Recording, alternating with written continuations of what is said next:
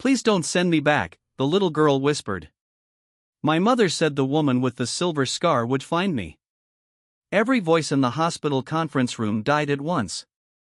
6-year-old Lily stood beneath the cold fluorescent lights, wearing a yellow coat 2 sizes too large and sneakers held together with gray tape. Her small fingers clutched an old children's book against her chest as if it were the only solid thing left in the world.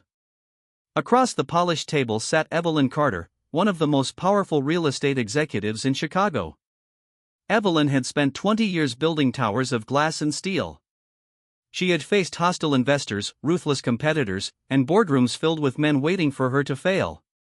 Yet now, staring at the frightened child before her, she could not find a single word. A thin silver scar curved beneath Evelyn's left ear. She had hidden it beneath her hair since she was 19. The social worker beside Lily cleared her throat. She was found outside St. Matthew's Hospital just after midnight. No identification. No family contacts. Nothing except the book. Evelyn looked down. The book was old, its green cover faded and cracked. Embossed across the front were the words "The Garden Beyond the Rain." Her breathing stopped. She knew that book.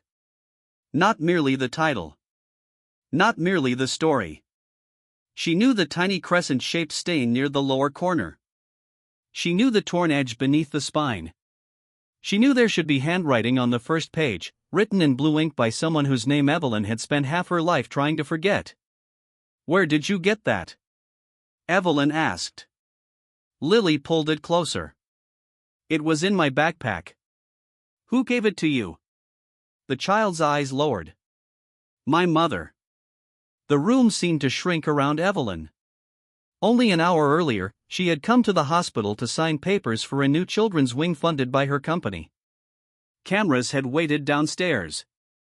Reporters had prepared questions about her generosity, her success, and the future of the Carter Foundation. None of them knew that Evelyn hated hospitals. None of them knew she had once spent a winter sleeping in one, sitting beside a dying woman who had made her promise never to look back. The social worker gently touched Lily's shoulder. "We need to move her to emergency foster care," she said. "A placement family is waiting." Lily's face changed instantly. Her calm disappeared. Her small body began to tremble, though she made no sound. She stepped backward until her shoulders touched the wall. "No," she whispered. The social worker crouched. "They're kind people, Lily. They all say that." Evelyn saw something in the child's expression that no one else in the room appeared to notice. It was not stubbornness. It was not misbehavior. It was recognition. The terrible, silent recognition of someone who had already learned that adults could make promises they had no intention of keeping. Evelyn walked toward her slowly. Lily raised the book like a shield. "What did your mother say about the woman with the scar?" Evelyn asked. The child hesitated, then opened the book to its first page. The handwriting had faded, but Evelyn recognized every curve. "For my Evelyn, so she will always remember that even after the longest storm, something beautiful can still grow." Evelyn's hands began to shake. That message had been written 27 years earlier. And the woman who wrote it had been buried before Lily was born. Evelyn looked at the waiting social worker, then at the child clutching the impossible book. "Cancel the foster placement," she said. The social worker rose quickly. "Miss Carter, you can't simply. I'm not sending her anywhere." Lily stared up at her. Evelyn removed her expensive coat, knelt on the cold floor, and wrapped it around the little girl's narrow shoulders. For the first time, Lily stopped trembling. Then she leaned close to Evelyn's ear and whispered 5 words that turned her blood cold. "She said you would remember." Lily did not speak again until they reached Evelyn's penthouse. The elevator climbed in silence, carrying them above the rain-soaked streets of Chicago. Lily stood in one corner with Evelyn's coat still wrapped around her, watching the glowing floor numbers as though each one took her farther from everything familiar. When the doors opened, warm light spilled across marble floors and tall windows overlooking the city. The apartment was larger than any home Lily had ever seen, yet she did not look impressed. She looked afraid. Evelyn noticed the way the girl counted the doors. The way she glanced beneath tables. The way she kept her backpack pressed against her body. "You can choose any bedroom," Evelyn said gently. Lily looked toward the long hallway. "Which one is closest to the exit?" The question struck Evelyn harder than she expected. She pointed to a small guest room near the living area. "That one." Lily entered without another word. While the housekeeper prepared soup, Evelyn sat alone in her office with the old book on the desk before her. She had asked Lily's permission to look through it, but the child had insisted on staying close enough to see. The first page held the message Evelyn remembered. The remaining pages were filled with pencil marks, pressed flowers, and small drawings. Near the back was a photograph tucked inside a torn envelope. Evelyn pulled it out carefully. It showed a young woman standing beside a bus station, her face partly hidden beneath a wool hat. She was thin, smiling faintly, and holding a newborn wrapped in a white blanket. The woman was not the person Evelyn expected to see. She did not recognize her at all. But around the woman's neck hung a silver chain with a small glass pendant. Evelyn knew that pendant. She had given it away on the coldest night of her life. 27 years earlier, Evelyn had not been wealthy. She had been a frightened 19-year-old sleeping in hospital waiting rooms because she had nowhere else to go. Her mother had died after a long illness, leaving behind unpaid bills, an old book, and one final warning. Never trust the people who say they are helping you. 4 months, Evelyn survived by cleaning offices after dark and washing dishes before sunrise. She carried everything she owned in a single canvas bag. One winter evening, she found a pregnant teenage girl crying behind a bus terminal. The girl had no coat. Evelyn gave her the only warm thing she owned, a brown wool jacket, and placed the glass pendant in her hand. "It isn't worth anything," Evelyn had said. "But my mother told me it protects people who have nowhere to go." The girl had promised to return it someday. She never did. Now the same pendant rested against the chest of the woman in Lily's photograph. Evelyn turned the picture over. 3 words were written on the back. "Find Evelyn Carter." Lily stood beside the desk, studying Evelyn's face. "My mother kept moving," she said quietly. "She said bad people were looking for us." "Did she ever tell you their names?" Lily shook her head. Then she opened her backpack and removed a small metal music box with a dented lid. "She told me not to open this until I found you." Evelyn stared at it. A thin strip of paper had been tied around the latch. On it, written in the same handwriting as the message in the book, were the words, "The truth will hurt her. But the lie will destroy you both." By morning, Evelyn's penthouse no longer felt like a home. It felt like a courtroom. 2 attorneys sat across from her at the dining table. Beside them was Daniel Mercer, the head of security for Carter Holdings, a man who had spent 12 years protecting Evelyn from threats, lawsuits, and strangers who believed wealth made her easy to manipulate. The old book, the photograph, and the metal music box lay sealed inside clear evidence bags. Lily sat at the far end of the room, her taped sneakers barely touching the floor. She wore a clean sweater the housekeeper had found for her, but she still held her backpack in her lap. Daniel glanced toward the child. "This could be a setup," he said. "Someone studied your past and trained her to repeat certain details." Evelyn's jaw tightened. "She's 6 years old. Children can be used." Lily heard him. Evelyn knew because the girl's fingers closed around the backpack straps, but she did not cry or defend herself. She simply became smaller in the chair. One of the attorneys adjusted her glasses.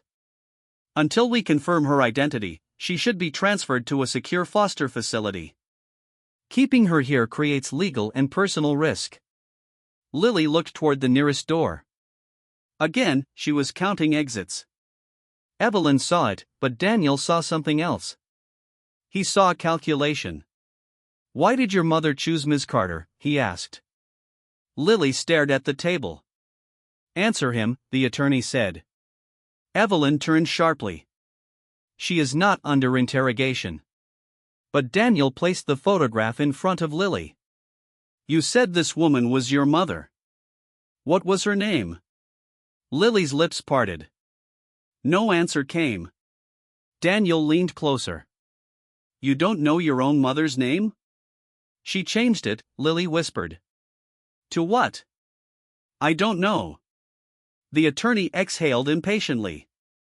The sound was small, but Lily flinched as though she had been struck. Daniel stood and walked to the window. Rain pressed against the glass, blurring the skyline into gray shadows.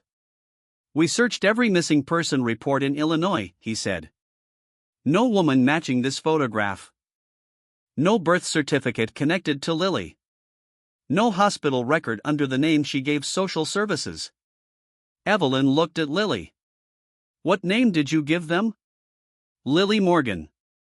And is that your real name? The child's eyes filled, but her voice remained steady. It's the name my mother told me to use. Before Evelyn could respond, the penthouse door opened. Richard Carter entered without waiting to be invited. Evelyn's older brother had the same dark eyes as she did, but none of their warmth. He wore a charcoal suit and carried the expression of a man arriving to correct someone else's mistake.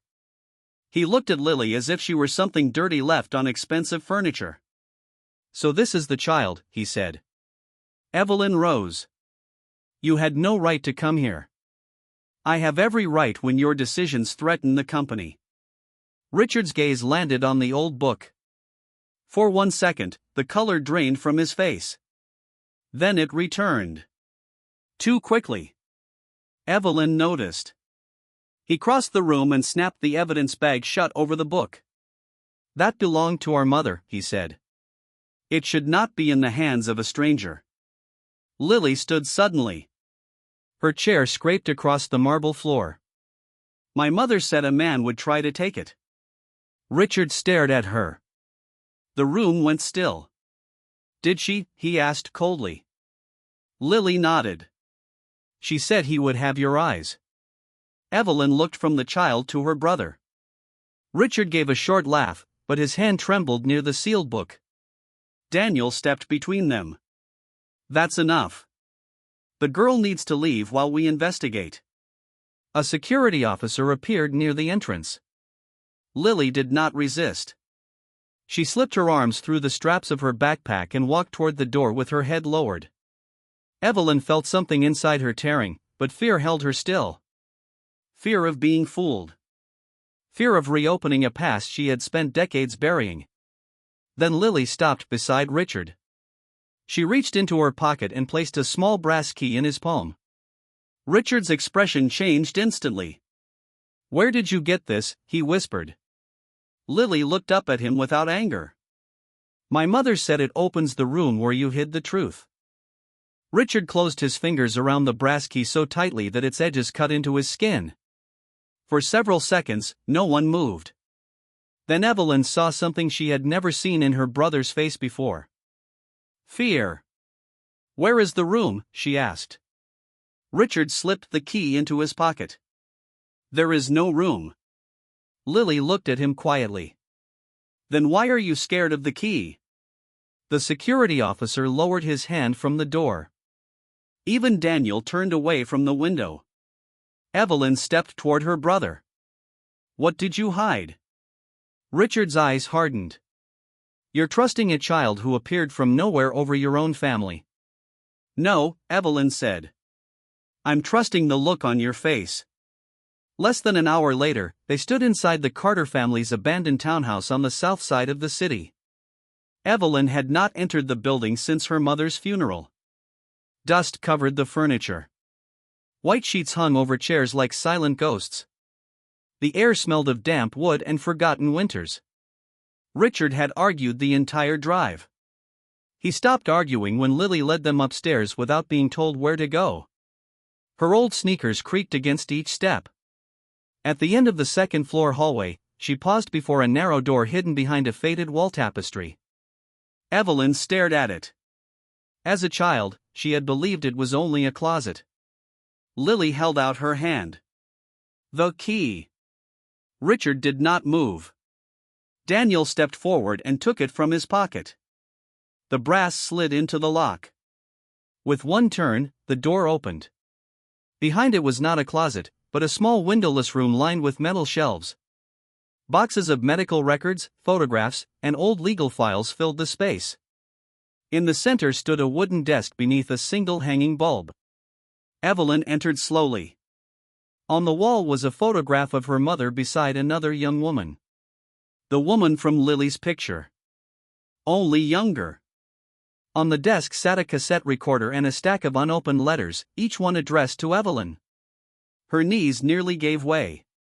"Why were these hidden?" she whispered. Richard said nothing. Lily walked toward the desk and placed the dented music box beside the recorder.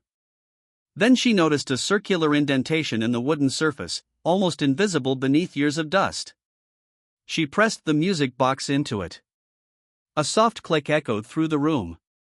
A hidden drawer slid open. Inside was a cassette labeled with Evelyn's name. No one breathed. Daniel placed it into the recorder and pressed play. Static filled the room. Then came the voice of Evelyn's mother, weak but unmistakable. "Evelyn, if you are hearing this, Richard failed to destroy everything." Evelyn gripped the edge of the desk. The recording continued. "The girl who carries your book is not a stranger. Her mother risked everything to protect you from the truth I was too afraid to tell." Richard lunged for the recorder. Lily stepped in front of it.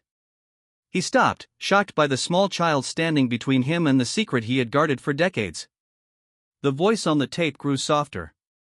"I made a choice that saved our family's name and ruined an innocent woman's life.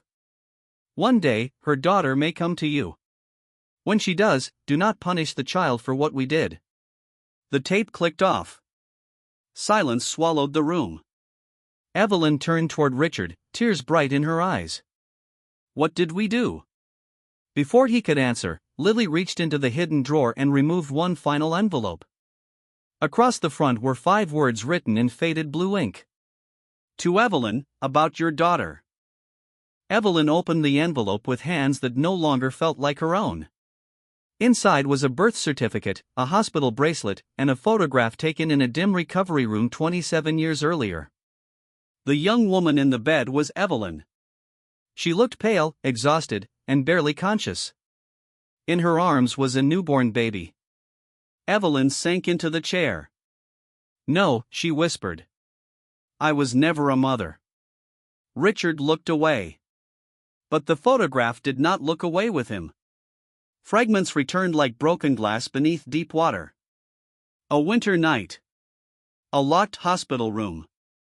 Her mother telling her that grief had made her confused. A physician refusing to meet her eyes. Pain in her body that no one explained. Then the lie she had been made to believe. That the child had not survived. Evelyn pressed the hospital bracelet against her palm. Her name was printed beside the words "Baby Girl Carter." Richard's voice was barely audible. "Mother arranged everything." Their family had been close to bankruptcy at the time. A pregnancy without a husband, tied to the Carter name, could have destroyed the only investment deal capable of saving them.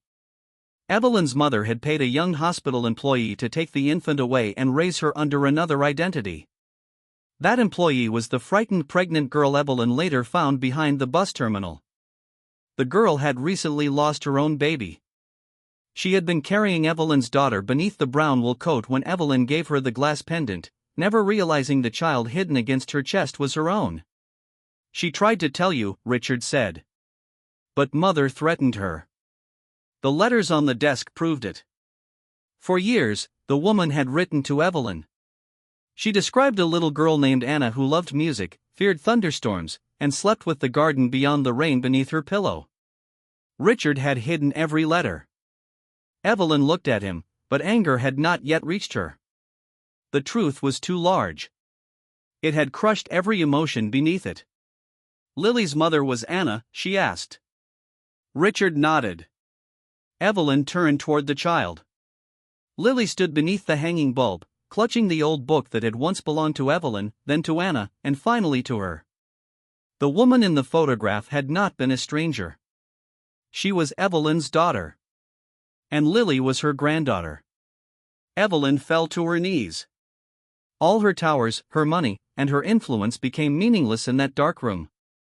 She had spent decades believing she had survived by leaving the past behind. But the past had grown up without her. It had become a young woman who had searched for her mother, given birth to a little girl, and died before she could bring them together. Lily approached carefully. "Are you angry with my mother?" Evelyn pulled her close. "No," she said, her voice breaking. "I'm sorry I didn't find her." 3 months later, Evelyn legally adopted Lily. She did not adopt her because of blood. She adopted her because, on the first night in the penthouse, Lily had asked which bedroom was nearest the exit. Evelyn wanted to give her a home where she would never need to plan an escape again. Years passed. Lily grew into a quiet, thoughtful teenager who kept the old book beside her bed and wore the glass pendant on important days. Evelyn attended every school play, every parent meeting, and every birthday Anna had been denied. Then, on Lily's 16th birthday, a package arrived without a return address. Inside was the brown wool coat Evelyn had given away long ago. A small recording device had been sewn into its lining. Lily pressed play. Anna's voice filled the room. "My name is Anna Carter, and I am Lily's mother. If Evelyn is hearing this, tell her I never abandoned my daughter. I left Lily at the hospital because Richard found us." Evelyn stared across the room at her brother. The recording continued. "And tell her the accident that killed me was not an accident." The glass slipped from Evelyn's hand. For years, she had believed the worst truth was that her daughter had been stolen from her. Now she understood something far more devastating. Her daughter had tried to come home. And someone in Evelyn's own family had made certain she never arrived. Evelyn did not call the police immediately. For 2 days, she listened to Anna's recording again and again, hoping the words would somehow change. They never did. Richard had found Anna years earlier when she began contacting lawyers and searching for Evelyn. He had followed her, threatened her, and forced her car off a quiet road during a storm. He had told himself he was protecting the family. In truth, he had been protecting the lie that gave him power. When Evelyn finally confronted him, it was not in the hidden room or behind closed doors. It was in the main conference hall of Carter Holdings, beneath the cold white lights where Richard had spent years controlling people with silence. The board members were already seated when Evelyn entered with Lily beside her. Daniel followed, carrying copies of the letters, the photographs, and Anna's recording. Richard rose from his chair. "This is a private company matter," he said. Evelyn placed the old children's book on the table. "No," she replied. "This is a family crime." The room went still. Richard tried to deny everything, but denial sounded weak beside Anna's voice. The recording filled the hall, soft and trembling, yet stronger than every powerful man sitting at the table. When it ended, Evelyn looked at her brother. "You stole my daughter from me twice." Richard's face collapsed. "I was trying to save what mother built." "You saved a name," Evelyn said. "And destroyed every person who carried it." Daniel stepped forward as 2 detectives entered through the glass doors. Richard did not resist. As he was led away, he looked at Lily for the first time without suspicion or contempt. Perhaps he finally saw Anna in her eyes. Lily did not look back. The investigation took months. Hidden financial records confirmed years of payments, threats, and falsified documents. Richard was charged, and the remaining members of the board voted unanimously to remove him from every position he held. But Evelyn did not feel victorious. Justice could expose the truth. It could not give Anna back the birthdays, the embraces, or the years she had spent believing her mother did not want her. Evelyn sold the abandoned townhouse and used the money to create the Anna Carter home, a safe residence for children abandoned at hospitals, bus stations, and shelters. No child there was ever asked what they had done to deserve being left behind. They were only asked what they needed to feel safe. Lily helped design the first reading room. She chose warm lamps, soft chairs, and a shelf filled with copies of The Garden Beyond the Rain. On opening day, Evelyn stood before reporters, donors, and families. For once, she did not speak about profit, legacy, or success. She spoke about a frightened child in taped sneakers. A little girl came into my life carrying a book, Evelyn said. I thought I was rescuing her. The truth is, she rescued me from a lie I had lived inside for decades. That evening, after everyone left, Evelyn found Lily sitting near the window with Anna's photograph in her lap. Do you still miss her? Evelyn asked. Every day. Evelyn sat beside her. So do I. Lily leaned against her shoulder. You would have loved her. Evelyn looked at the photograph and smiled through her tears. I already do. Outside, rain moved softly across the city. Inside, the old book rested open between them, its faded message still visible beneath the warm light. Even after the longest storm, something beautiful can still grow. Sometimes family is not the person who shares your blood. It is the person who believes your story, protects your truth, and stays when leaving would be easier. If this story touched your heart, share it with someone who believes kindness can change a life. Leave a comment, subscribe, and remember, no child should ever have to prove they deserve a home.